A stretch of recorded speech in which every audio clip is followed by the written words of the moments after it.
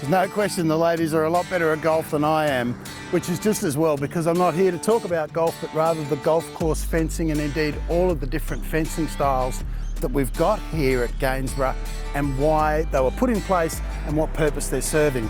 To start with the golf course fencing, now you'll see that this is a fairly simple pull fence design. There's nothing particularly special about it because the needs aren't overly intricate either.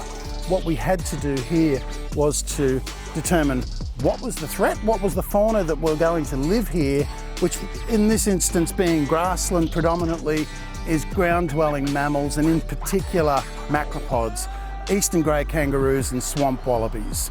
Beyond that, it was fairly simple, so we could come up with a simple fence that would keep the kangaroos and wallabies inside, keep the dogs and everything else away from getting in, and also to act as a deterrent so that we didn't have the kangaroos and wallabies getting out onto the road.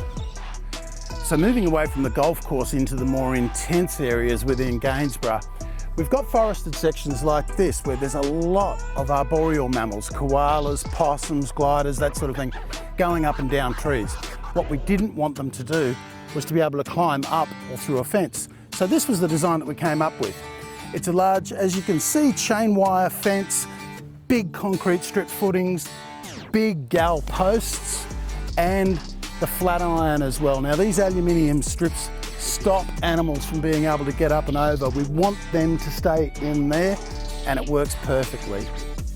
And finally, I wanted to show you some intricacies of the design that we came up with.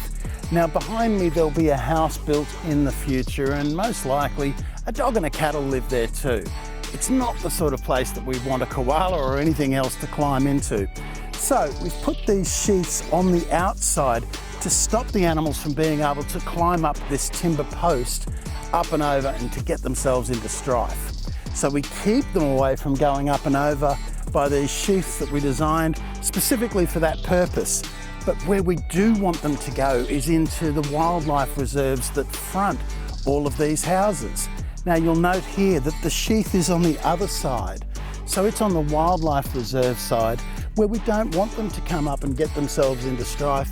But if they find themselves out here, we want them to be able to climb up, go over the top and into the wildlife sanctuary where they'll be safe. And that, friends, summarises really Gainsborough and its forward thinking of consideration in the micro level of how we can protect, conserve and eventually enhance our native flora and fauna. Cheers.